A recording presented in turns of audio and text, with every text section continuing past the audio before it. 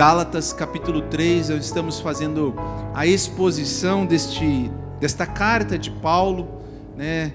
Se você tem acompanhado semanalmente, você viu que o pastor Luciano fez a exposição dos 2 primeiros capítulos, e agora chegamos no capítulo 3, esse capítulo que é um capítulo onde Paulo aqui vai expressar um pouco a sua indignação com o que estava acontecendo.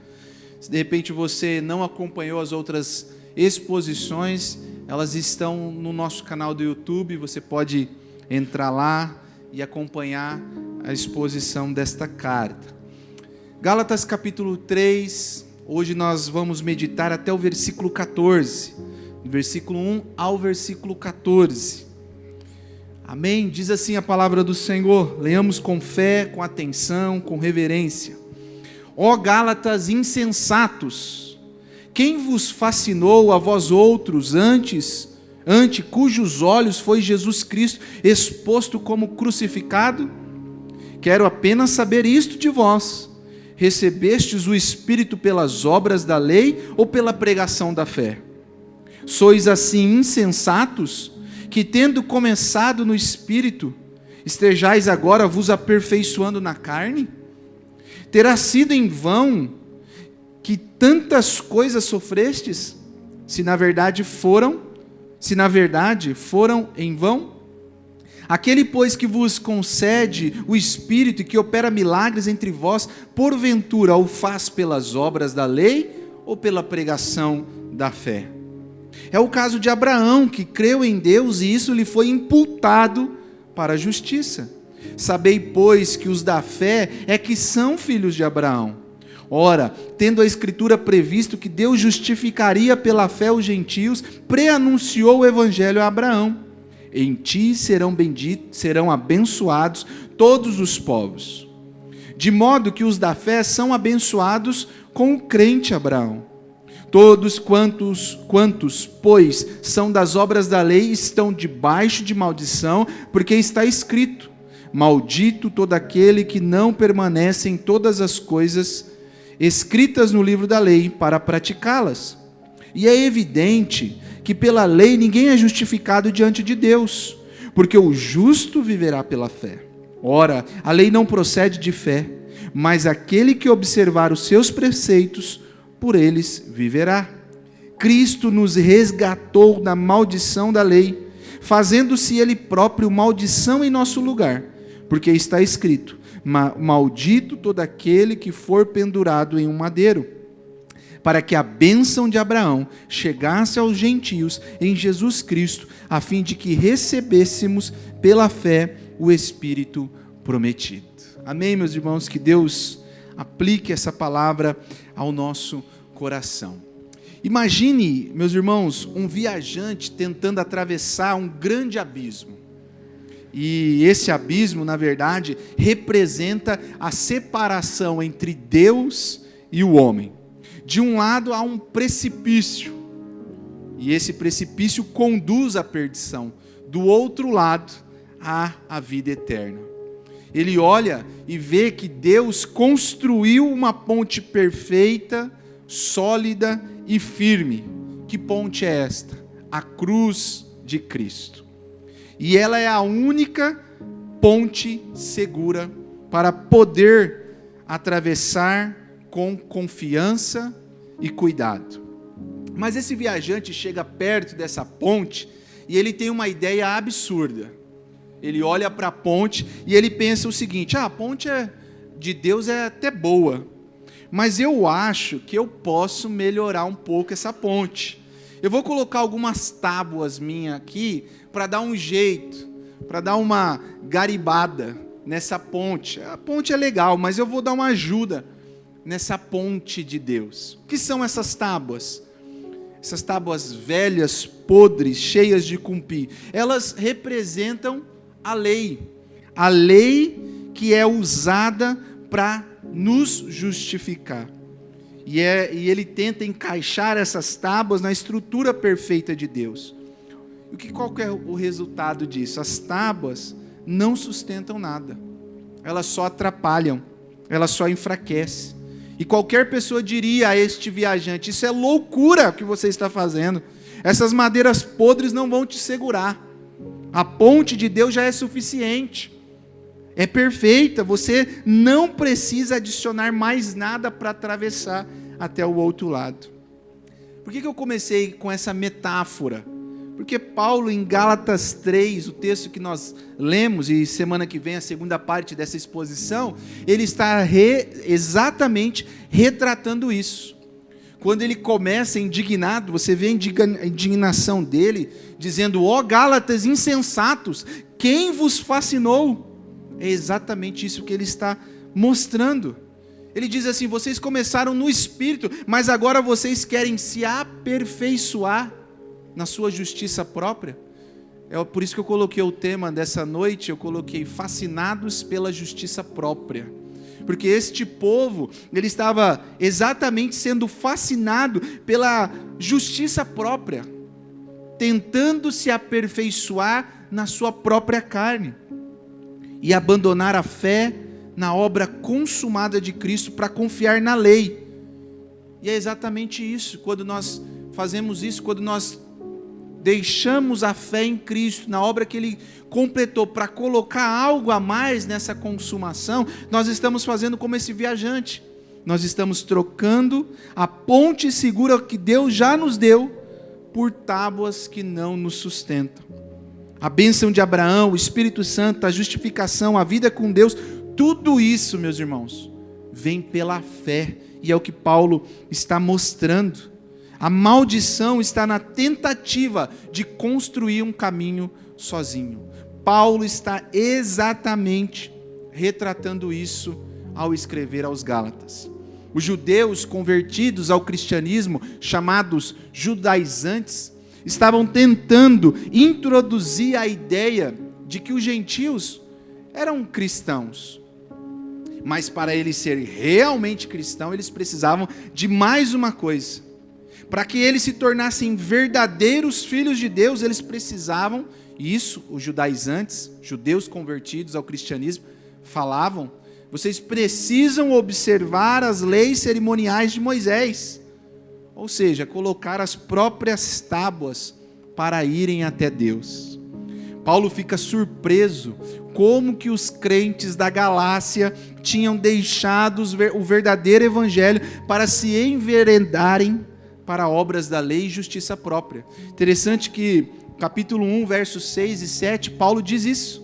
Ele diz assim: eu estou surpreso que vocês estão passando tão depressa daquele que vos chamou na graça de Cristo para outro evangelho, o qual não é outro, senão que alguns que vos perturbam e querem perverter o evangelho de Cristo. Então no capítulo 1 e no capítulo 2, Paulo se mostra surpreso, ele mostra como que os Gálatas estavam se deixando levar por uma conversa que havia surgido, de que, beleza, olha, vocês são crentes, os judeus falando para os gentios, mas vocês precisam colocar algo a mais aí. Vocês precisam ajudar essa obra a ser consumada. E Paulo fica surpreso com isso, ao ponto de ele dizer: olha, se alguém, ou até mesmo um anjo vindo do céu, vos prega um evangelho, além daquilo que já foi pregado, essa pessoa tem que ser considerada maldita, anátema, porque esse não é o evangelho de Cristo. Tudo aquilo que é acrescentado na obra de Cristo, naquilo que Cristo fez, Paulo diz, tem que ser considerado maldito, porque está querendo fazer uma ajuda que não é possível, está querendo fazer uma obra que não é possível às mãos humanas. E é isso que Paulo trata. E aí no capítulo 1, no capítulo 2, ele fala um pouco sobre isso, ele defende um pouco a sua história, ele mostra para os judeus que estavam tentando colocar como vantagem a observação das leis, que ele foi um homem que observou a lei. Que ele foi um homem que se destacou entre os judeus da sua época e até mesmo da sua idade. Que ele foi um homem que cumpriu as tradições que foram impostas, que era zeloso pela lei, mas que ele considerou isso, como ele diz em Filipenses, como lixo. E aí agora no capítulo 3 e no capítulo 4, Paulo vai fazer uma defesa da doutrina da justificação pela fé. E aí neste bloco que nós lemos, estes 14 versículos, Paulo vai utilizar 2 argumentos diferentes para provar que Deus salva os pecadores pela fé em Cristo e não pelas obras da lei. Ou seja, Paulo vai começar a mostrar agora como nós somos salvos. Não é pela justiça própria, não é pelo que nós fazemos, não é pelo que nós temos a oferecer a Deus, mas é pelo que Deus já fez por nós. E Paulo usa 2 argumentos para os Gálatas. O primeiro argumento, quais são esses argumentos? O primeiro argumento que Paulo utiliza, está aí do versículo 1 ao versículo 5, é o argumento pessoal. A experiência pessoal que os Gálatas haviam tido. Ele diz assim: ó Gálatas insensato, quem vos fascinou a vós outros, ante cujos olhos foi Jesus Cristo exposto como crucificado? Quero apenas saber isso de vós: recebestes o Espírito pelas obras da lei ou pela pregação da fé? Sois assim insensatos, que tendo começado no Espírito, estejais agora vos aperfeiçoando na carne? Terá sido em vão que tantas coisas sofrestes, se na verdade foram em vão. Aquele, pois, que vos concede o Espírito e que opera milagres entre vós, porventura o faz pelas obras da lei ou pela pregação da fé? Paulo aqui está agora usando um argumento pessoal diretamente para os Gálatas. Paulo está mostrando como o Evangelho chegou a estes irmãos, como o Evangelho foi pregado a estes irmãos.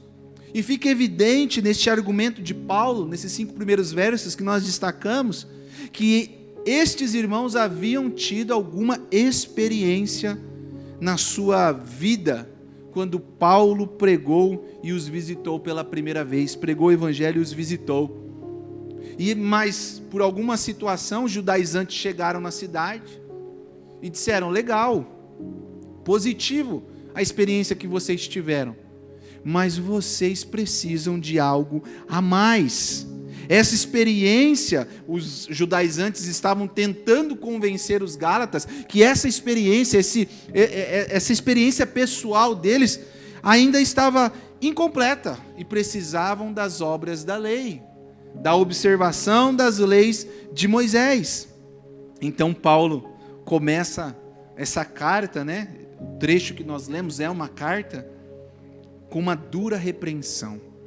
Ó Gálatas insensatos, quem vos fascinou? A ideia aqui é que o Paulo, ele estava incrédulo com o que estava acontecendo no meio daquela igreja. A ideia de insensato aqui é a ideia de pessoas com uma falta de cuidado, pessoas com uma preguiça mental. Essa é a ideia da palavra no original. Pessoas com falta de cuidado ou até mesmo preguiça mental, porque eles não tiveram inteligência espiritual para discernir o ensino destrutivo que estava assim entrando, se enraizando na igreja. E Paulo apela para essa experiência que eles tiveram, dizendo: vocês estão sendo insensatos, vocês não estão tendo maturidade espiritual, vocês estão deixando-se seduzir. Quem vos fascinou? A ideia aqui da palavra fascinou é enfeitiçar. Eles estavam por palavras bonitas, palavras agradáveis, sendo enfeitiçados. Eles estavam ouvindo o que eles queriam ouvir e não o que eles precisavam ouvir. Faz algum sentido para o nosso contexto? Faz algum sentido para o nosso evangelicalismo brasileiro, mundial, que seja? As pessoas muitas vezes procurando lugares onde vão ser fascinadas, onde vão ouvir palavras bonitas para massagearem os seus egos. E era isso que estava acontecendo com os Gálatas. Então Paulo olha para o que eles viveram quando o Evangelho chegou e diz: olha, vocês estão enganados. E aí Paulo começa a dar 3 argumentos aqui da experiência deles. E é interessante como a construção desse texto, eu pesquisei um pouco em um dos teólogos que a gente gosta de pesquisar, o Warren Wiersbe, e como ele coloca essa experiência dos Gálatas, porque esses homens experimentaram a Trindade, o Deus Trino, na sua vida. Paulo começa dizendo: vocês contemplaram a Deus o Filho, no verso 1. Olha, vocês tiveram ante os olhos de vocês Cristo exposto como crucificado. Paulo mostra que a experiência deles foi muito mais do que ouvir, mas é como se eles pudessem, na exposição da pregação de Paulo, quando Paulo chega para pregar, é como se eles vissem Cristo crucificado. Tamanha a eficácia do poder que a pregação de Paulo alcançou. Paulo usa essa expressão, ante cujos olhos. É mais ou menos aqui a ideia da tradução do grego, vocês viram retratado publicamente Cristo diante de vós, crucificado diante de vós. Vocês viram Cristo. Obviamente a pregação os levou até essa convicção de que Cristo foi crucificado. Então Paulo fala para eles: olha, vocês contemplaram o Filho, o Deus, o Filho, Deus Filho, crucificado na cruz. E aí Paulo parte para o segundo argumento. Dentro deste argumento de experiência pessoal, Paulo fala: vocês receberam a Deus, o Espírito. Olha o verso 2, o que Paulo diz: quero saber isto de vós, apenas isto de vós. Recebestes o Espírito pelas obras da lei ou pela pregação? Sois assim insensatos que, tendo começado no Espírito, estejais agora vos aperfeiçoando na carne? Ou seja, Paulo mostra que eles receberam o Espírito da verdade. É interessante, irmãos, que para nós entendemos que o batismo do Espírito Santo acontece na conversão. Nós não acreditamos, como alguns irmãos de outras teologias acreditam, na segunda bênção.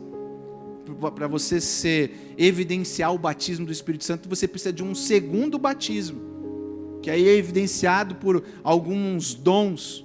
Nós não cremos. Nós cremos que no ato da conversão, quando Cristo te alcança, você já é batizado.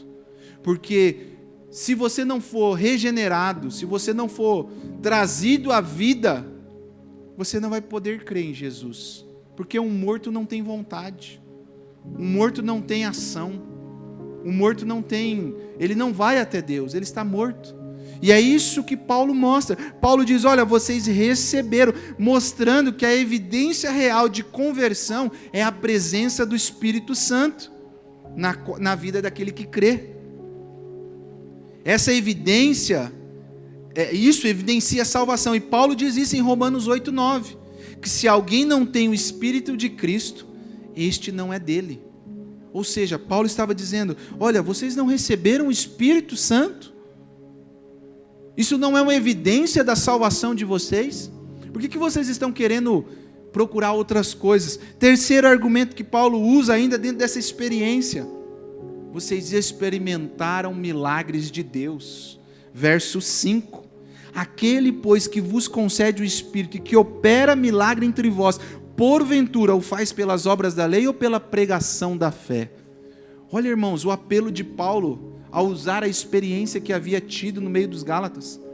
Eles contemplaram Cristo crucificado, eles receberam o Espírito Santo e eles viram, testificaram os milagres de Deus.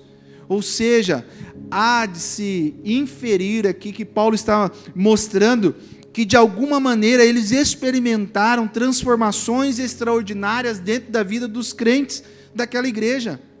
Obras maravilhosas no seio da igreja.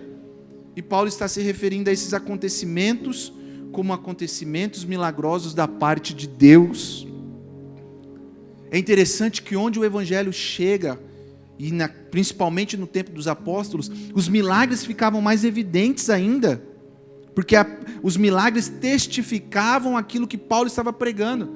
Lá em Corinto, na primeira carta de Coríntios, capítulo 2, verso 4, quando Paulo chega em Corinto, a palavra diz que a sua pregação não foi de persuasão humana, de linguagem humana, mas foi através de demonstração do Espírito e de poder. Os milagres eram evidentes, e Paulo está dizendo, olha, vamos olhar aqui para o argumento de vocês, o argumento pessoal, a experiência de vocês. Vocês viram Cristo, vocês receberam o Espírito de Deus, vocês viram milagres. Por que vocês estão sendo enfeitiçados? Por que vocês estão tão fascinados nessas cerimônias que não são para vocês? Eles haviam sido convencidos pelos judaizantes que a fé deles não era o suficiente, de que algo estava faltando, de que poderia ser cumprido, essa falta só poderia ser cumprida se eles retornassem às cerimônias da antiga aliança. E é interessante, eu destaquei aqui, eu trouxe uma frase do William Hendricks, que é um outro comentarista. Ele comentando esse texto, ele diz o seguinte: um Cristo suplementado é um Cristo suplantado. Olha que interessante essa frase. Um Cristo que precisa de suplemento para a sua obra é um Cristo suplantado, é um Cristo que não serve. Quando você, meu irmão, quando nós precisamos acrescentar algo na obra que Cristo fez por nós na cruz, nós não estamos ajudando a Cristo, nós não estamos suplementando a Cristo, nós estamos suplantando a obra que Cristo fez. Nós estamos dizendo, Senhor, a sua obra foi boa, mas ela não foi perfeita e eficaz. É isso que estava acontecendo. Quando nós precisamos colocar algo nosso, eu preciso fazer isso, eu preciso fazer aquilo para ser salvo. Meu irmão, eu preciso cumprir tal data, tal cerimônia, tal dia, guardar tal dia. Você está suplantando a obra de Cristo. Você está dizendo, o que Cristo fez na cruz não é suficiente e não é eficaz. E era isso que Paulo estava mostrando aos Gálatas. Vocês estão tão fascinados, vocês estão tão enfeitiçados, vocês estão se deixando levar de tal forma, que vocês não estão olhando para aquilo que Cristo fez, para o poder do Espírito Santo no meio de vocês, para as obras que haviam sido realizadas. Olha, vocês estão esquecendo da experiência que vocês tiveram. E aí alguém poderia dizer assim, ok, a experiência é só experiência, Paulo. Você está usando argumentos da experiência, mas a gente sabe que cada um tem uma experiência. Cada um tem uma experiência com Deus. Então, experiência por experiência, nós queremos provas mais concretas da salvação pela fé, Paulo. Alguém poderia fazer esse argumento, porque percebe-se no texto, se você ler, que Paulo está fazendo perguntas retóricas. Ao que parece, respondendo as coisas que estavam acontecendo, mas como se tivesse alguém acusando ele. Ok, Paulo, você está usando o argumento da experiência, e a gente sabe que a gente não pode se pautar na experiência. Cada um tem uma experiência. Mas aí Paulo, o que Paulo vai fazer agora?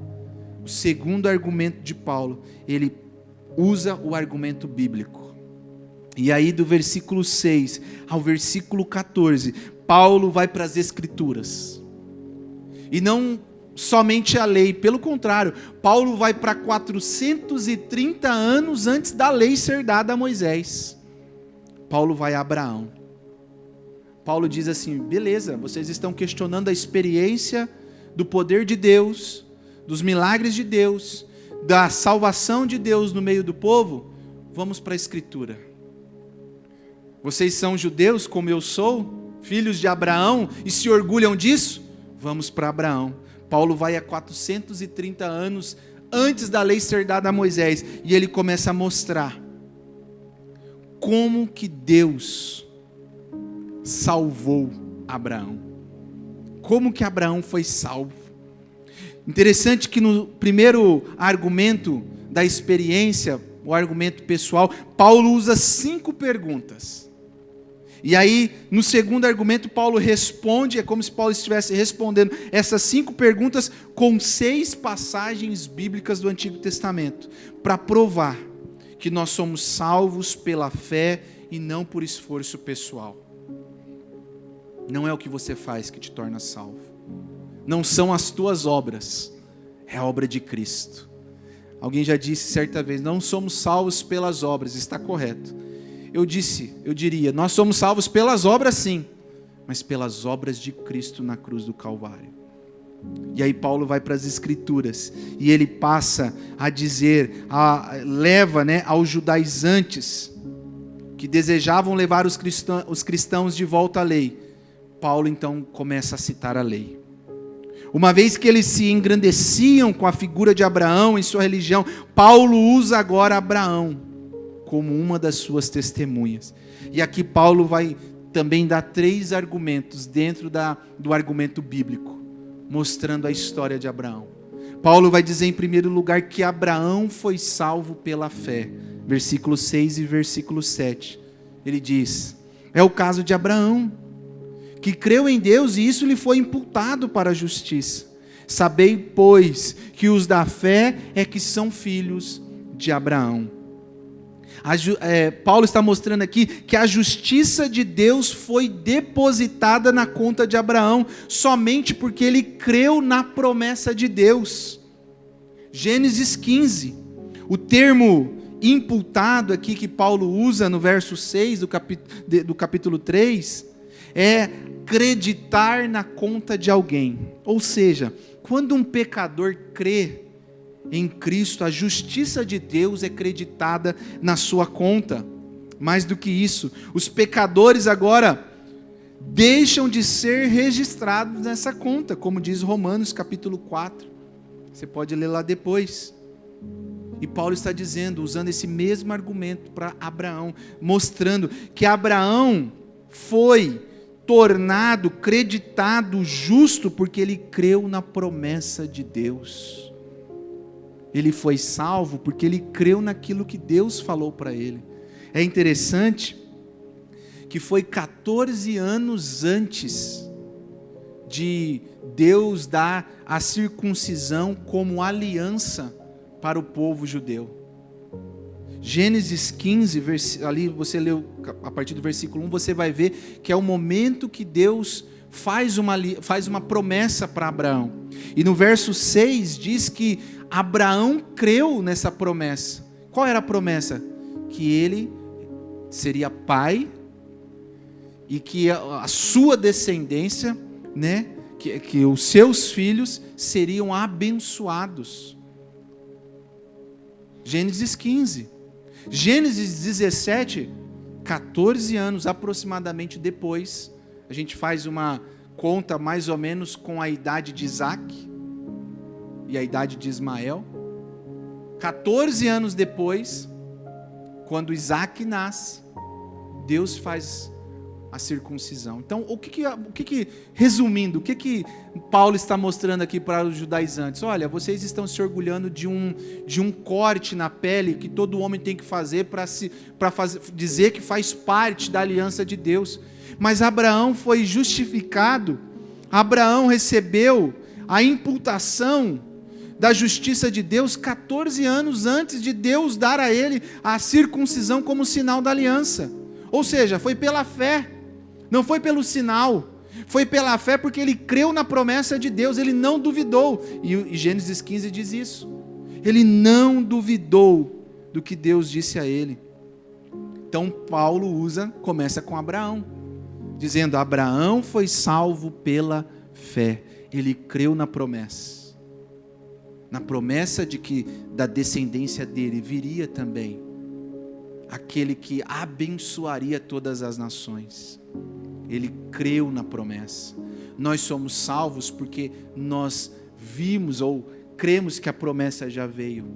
Na plenitude dos tempos, a promessa, quem é a promessa? Cristo veio e nos salvou. Mas segundo argumento que Paulo usa dentro ainda desse argumento bíblico, Paulo fala que os gentios também são alcançados por essa promessa. A salvação também é para os gentios. Não é só para os judeus que se orgulhavam da sua etnia judaica, que eram filhos de Abraão. Paulo diz, não, a salvação é para os gentios também. Verso 8 e verso 9. Olha que bonito, irmãos, esse trecho. Ora, tendo a Escritura previsto que Deus justificaria pela fé os gentios, preanunciou, olha que bonito, o Evangelho a Abraão. O Evangelho não veio no Novo Testamento, o Evangelho, a história da redenção está permeada na Bíblia Sagrada inteira. Deus já disse, já pré-anunciou o Evangelho a Abraão, quando ele disse, em ti serão abençoados, ou bendito todos os povos da terra. Aqui Paulo está citando Gênesis 12, 3. Em ti serão benditos todos os povos da terra. Ou seja, em ti serão... Deus não disse para Abraão, olha Abraão, em ti serão benditos só os judeus, só quem nascer de você. O Evangelho já estava sendo pré-anunciado. Todos aqueles que Deus escolheu de antemão, de todas as tribos, de todas as línguas, de todas as nações, são abençoados, são alcançados por Cristo Jesus. Ou seja, Paulo vai provar que desde o início do relacionamento de Abraão com Deus, a bênção da salvação foi prometida a todas as nações do mundo. Deus pregou as boas novas a Abraão séculos antes, e Paulo levou essas mesmas boas novas aos Gálatas. Os pecadores são justificados pela fé e não pela observância da lei. E aí Paulo diz, os verdadeiros filhos de Abraão não são judeus por descendência física, mas os judeus e gentios que creram em Jesus Cristo. Todos os da fé, é o que ele fala, de modo que os da fé são abençoados com o crente Abraão. Ou seja, eu e você somos filhos na fé de Abraão. O povo judeu orgulhava-se imensamente do seu parentesco com Abraão. O problema é que consideravam esse parentesco como uma forma e uma garantia de salvação eterna.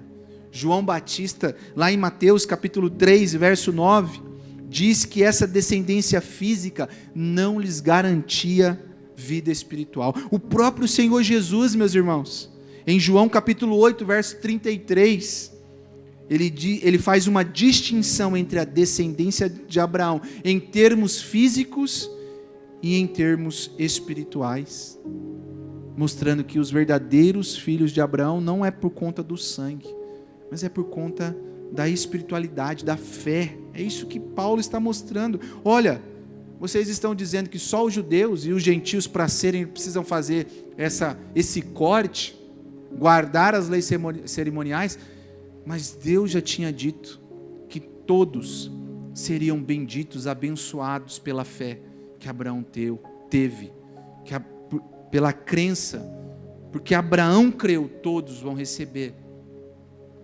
E aí Paulo mostra que os Gálatas estavam inseridos, eles não precisavam fazer parte, dizer assim, eu vou fazer parte, e para fazer parte eu tenho que fazer o que eles fazem. Não, eles já eram salvos. Último argumento de Paulo, dentro desse argumento bíblico ainda, Paulo vai mostrar que a salvação é pela fé e não pela lei. Verso 10 e ao verso 12. Todos quantos, pois, são das obras da lei, estão debaixo de maldição, porque está escrito, maldito todo aquele que não permanece em todas as coisas escritas no livro da lei, para praticá-la. E é evidente que pela lei ninguém é justificado diante de Deus. Aí ele cita Abacuque 2,4, o justo viverá pela fé. Ora, a lei não procede de fé, mas aquele que observar os seus preceitos, por eles viverá. Aí aqui ele cita Levítico 18, 5, mostrando o quê? Que a salvação não é por observância da lei, não é por mérito próprio, porque eles se orgulhavam disso. Eles estavam guardando a lei, eles estavam dando dízimo. Lembra de Jesus quando ele fala disso? Olha, vocês se orgulham. Lembrei agora do publicano, do fariseu. que se orgulhava porque dava o dízimo 2 vezes por semana. Isso não era nem pedido na lei, mas ele queria fazer melhor. Não sou como este, dou o meu dízimo, faço as minhas orações, leio. Ou seja, ele estava querendo ganhar o quê? A justiça de Deus pelos seus próprios esforços. Aí o que Jesus diz nessa parábola? Quem voltou para casa justificado? Porque o publicano batia no peito e dizia: Senhor, sê propício a mim, um pecador, um miserável, reconhecendo que só Deus poderia o justificar. Então Paulo, ele vai mostrar aqui que a lei não salva, a salvação é só pela fé. A salvação jamais poderia ser decorrente, meus irmãos, da observância à lei, pois a lei não traz bênção, mas traz maldição.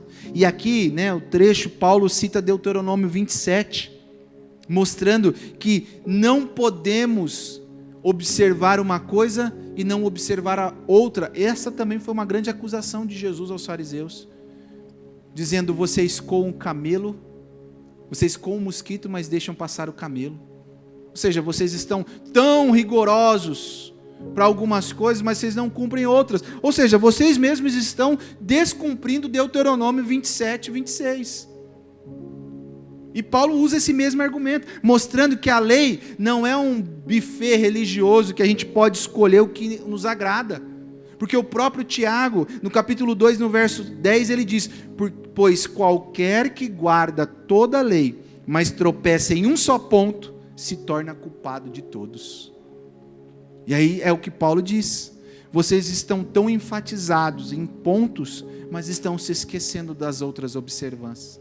Isso não adianta nada. Pelo contrário, isso é maldição, não é salvação. Na sequência, Paulo cita Abacuque, que o justo viverá pela fé, mostrando que é pela fé que nós somos salvos. A lei diz: faça e você viverá. Mas a graça diz: creia e você viverá. A lei não tem poder para justificar o pecador. A lei não pode lhe dar o dom do Espírito Santo. A lei não pode garantir a herança espiritual que pertence aos filhos de Deus. A lei não pode dar vida. A lei não pode dar liberdade. E aí de repente alguém pode pensar: estamos perdidos então, Daniel. Paulo, estamos perdidos. E aí Paulo apresenta a solução. Paulo vai mostrar que a salvação é concedida unicamente por meio de Cristo. Verso 13 e verso 14. Cristo nos resgatou da maldição da lei, fazendo-se Ele próprio maldição em nosso lugar, porque está escrito: maldito todo aquele que for pendurado em um madeiro, para que a bênção de Abraão chegasse aos gentios, em Jesus Cristo, a fim de que recebêssemos pela fé o Espírito prometido. Esses 2 versículos que nós lemos é o fechamento, o resumo de Paulo, de tudo que ele vem dizendo. Vocês estão sendo fascinados, vocês estão querendo se enveredar por outras coisas, mas vocês não vão conseguir, porque a salvação é concedida unicamente por Cristo. A lei coloca os pecadores sobre maldição, mas Cristo nos redime dessa maldição. A lei nos mostra, que nós desejamos a bênção de Abraão, mas ela não é concedida pela lei, pelo contrário, é por Cristo. Nós desejamos o dom do Espírito, mas nós somos gentios. E aí Paulo mostra: mas por meio de Cristo, os gentios também foram recebidos na família de Deus. Tudo o que precisamos, Paulo vai mostrar, e para nós hoje também, tudo o que nós precisamos para a nossa salvação encontra-se em Cristo. Paulo mostra para eles: vocês não precisam voltar a Moisés. Vocês não precisam recorrer a Moisés. Paulo está mostrando, meus irmãos, que Cristo resgatou-nos. Verso 13. Cristo nos resgatou da maldição da lei. O termo resgatar aqui significa comprar um escravo com o propósito de libertá-lo. É possível alguém comprar, naquela época, comprasse um escravo e ter aquele escravo para si, porque infelizmente era tratado como objeto. Mas aqui o que Paulo está mostrando é que Cristo nos comprou para nos libertar.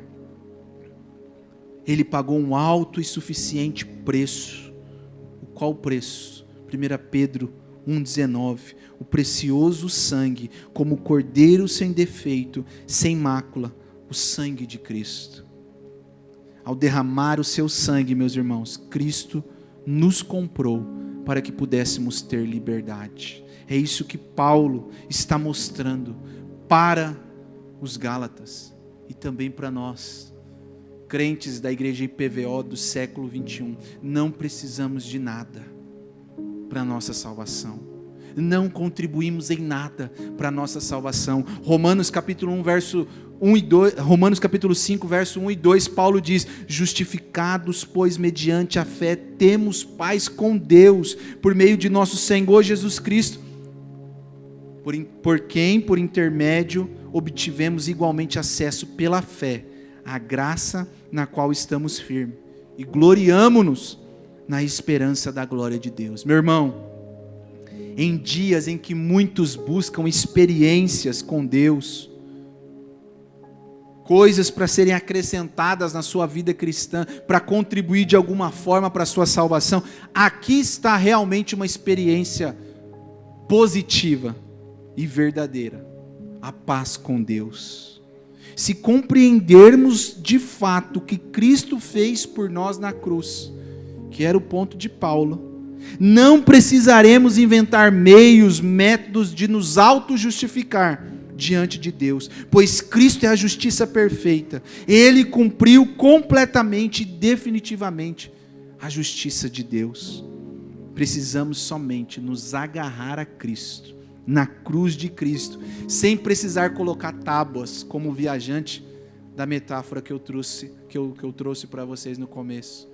Não precisa, irmãos, colocar tábua para atravessar, porque a cruz de Cristo já é a ponte segura para todo aquele que crê em Cristo como seu Senhor e Salvador. Precisamos somente nos agarrar a Cristo e viver a nossa vida para que a sua glória seja manifestada. Amém, meus irmãos? Que Deus possa nos abençoar. E aí você pode perguntar: tá bom, Daniel, e para que serve a lei então? Essa será a nossa exposição da semana que vem. Para que serve a lei? Se a lei é maldição, se a lei não traz salvação, para que serve a lei? E aí nós vamos tratar, que é o segundo bloco aqui que Paulo trata com os crentes da Galácia, né? E vai tratar conosco também, evidentemente.